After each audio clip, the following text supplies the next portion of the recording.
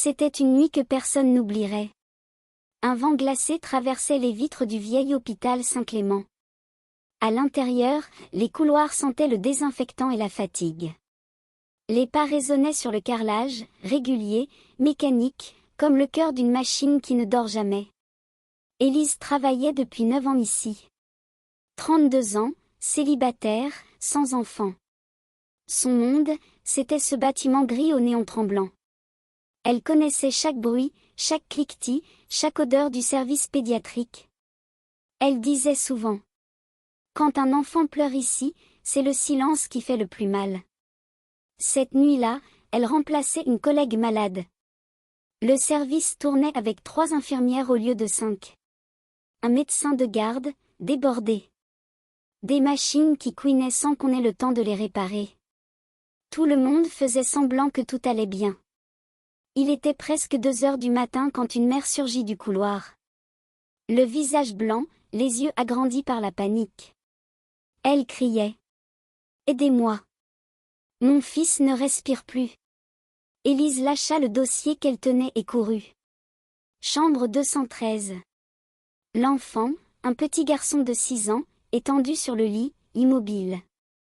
Le moniteur cardiaque affichait une ligne plate, froide, continue. Une seconde de silence, puis tout s'accéléra. Elle appuya sur le bouton d'urgence. Rien. Encore. Rien. L'interphone restait muet. Le médecin de garde était en chirurgie.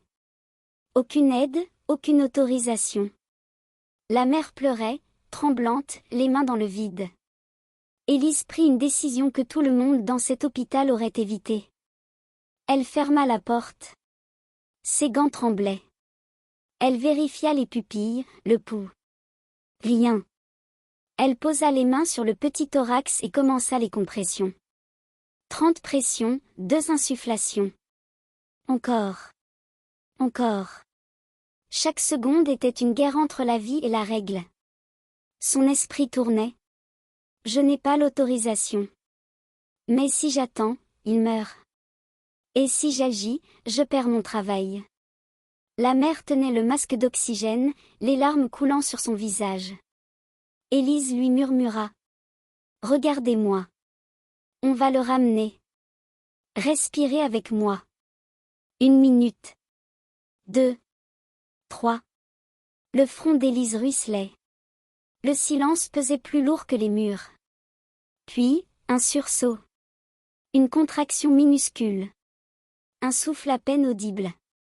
Le moniteur vibra, hésitant, puis bip. 1 fois. 2 fois. Le cœur revenait. Élise s'arrêta, le regard fixé sur l'écran. Le petit garçon respirait à nouveau. Elle posa sa main sur son front, comme une prière. La mère tomba à genoux, murmurant des merci sans fin. Quand le médecin arriva 20 minutes plus tard, il trouva la scène immobile. L'enfant vivant, la mère effondrée, Élise debout, le visage vide. Le silence était presque sacré. Le médecin demanda d'une voix dure: qui a autorisé cette intervention? Élise leva les yeux vers lui. Personne. Vous savez que c'est interdit. Elle répondit calmement. S'il fallait attendre votre autorisation, il serait mort. Le médecin ne répondit rien. Il écrivit quelque chose sur sa fiche, referma son stylo, et sortit sans un mot. Élise resta seule dans la chambre, les mains encore tremblantes. Le petit garçon dormait. Le moniteur bipait lentement, comme un battement d'espoir. Dans le couloir, l'air semblait plus lourd.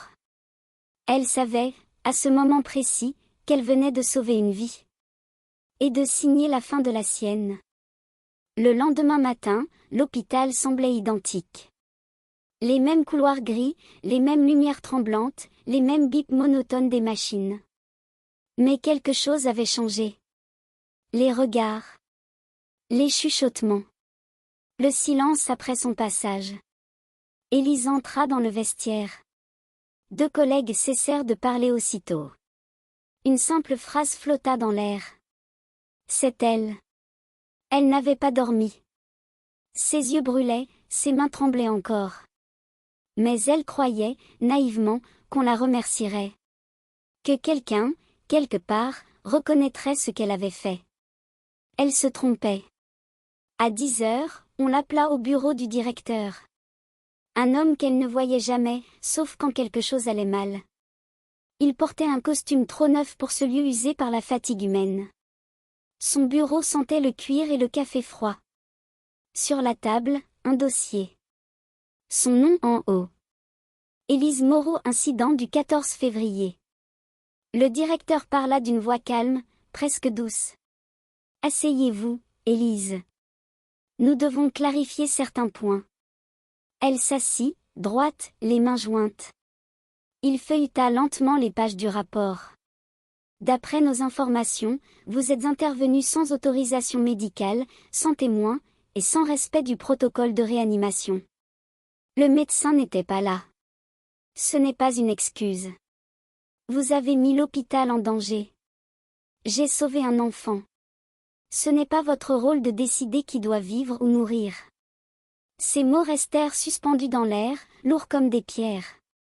Élise sentit une chaleur monter dans sa poitrine, un mélange de rage et d'injustice. Elle répondit doucement. Alors, quel est mon rôle? Nettoyer le sang et attendre qu'il sèche? Le directeur referma le dossier. Il soupira. Vous comprenez, Élise? Ce n'est pas contre vous. C'est une question d'image. Si on admet que vous avez agi seul, on reconnaît que le protocole a échoué. Et ça, nous ne pouvons pas. Un long silence. Puis la phrase qu'elle redoutait. Vous êtes suspendu à titre provisoire, le temps de l'enquête. Elle hocha la tête, sans un mot. À la porte, elle se retourna. Vous auriez préféré qu'il meure. Le directeur ne répondit pas. Il ajusta simplement sa cravate. Dans les couloirs, le bruit des pas d'Élise sonnait comme une condamnation. Certains baissaient les yeux. D'autres murmuraient, elle a défié le système. Mais personne n'osait la défendre à voix haute.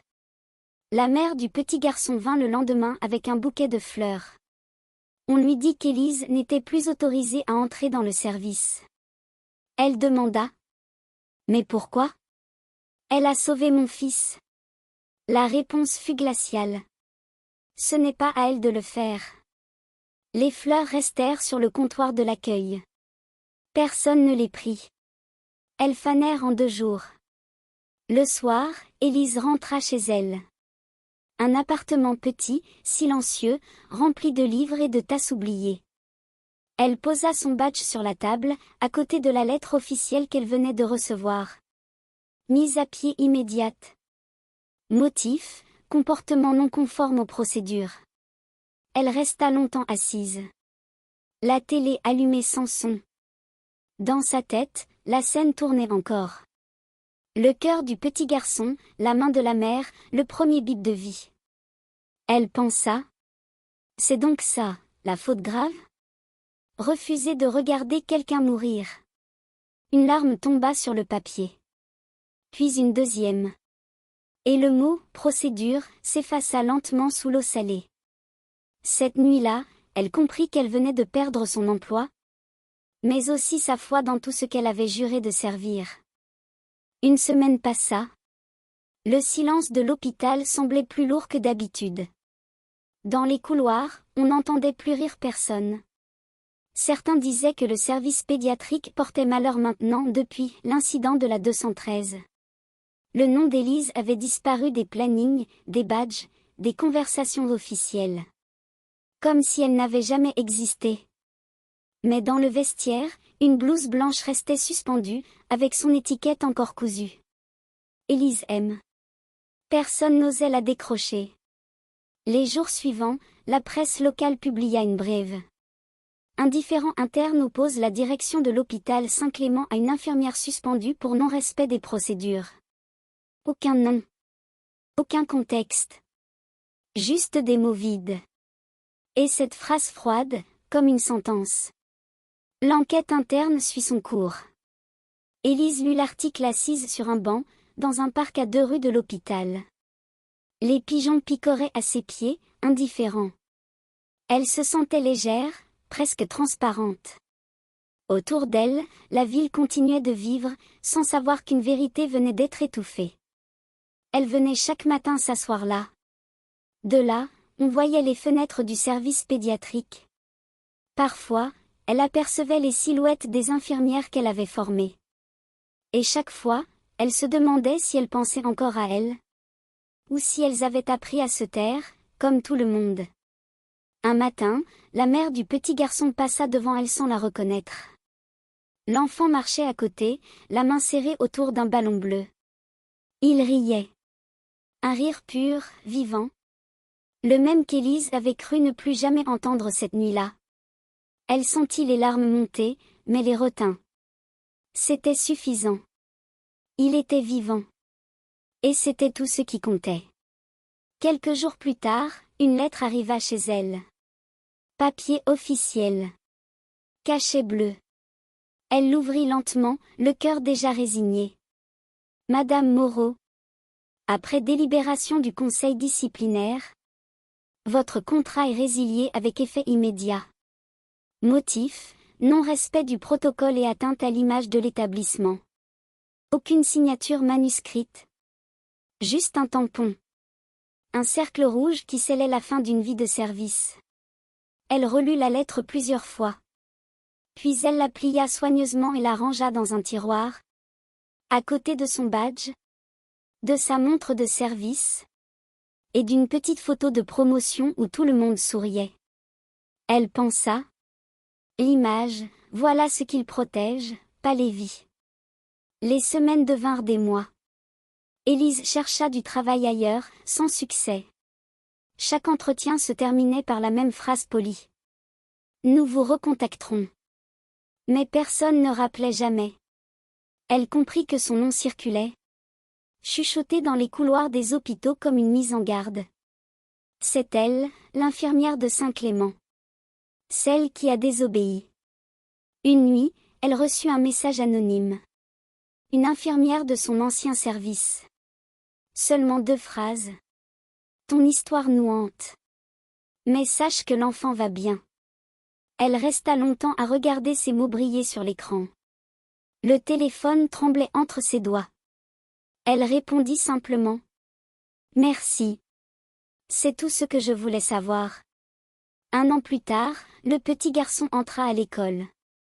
La mère envoya une carte à l'hôpital pour remercier toute l'équipe. Personne ne lui rappela le nom de celle qui avait vraiment sauvé son fils. La carte fut affichée sur le mur du service. Sous les néons, les visages passaient devant sans lire les mots. La dernière fois qu'on vit Élise, c'était un matin de pluie. Elle marchait lentement dans la rue, un dossier sous le bras. Son parapluie cassé laissait tomber des gouttes sur ses cheveux. Un homme lui demanda. « Vous travaillez ici ?» Elle répondit avec un petit sourire fatigué. « Plus vraiment. Mais j'y ai laissé quelque chose d'important. »« Quoi donc ?»« Ma foi en la justice. » Elle continua à marcher, sans se retourner. Derrière elle, la façade de l'hôpital se reflétait dans une flaque d'eau. Grise, tremblante. Comme un souvenir qu'on préfère oublier.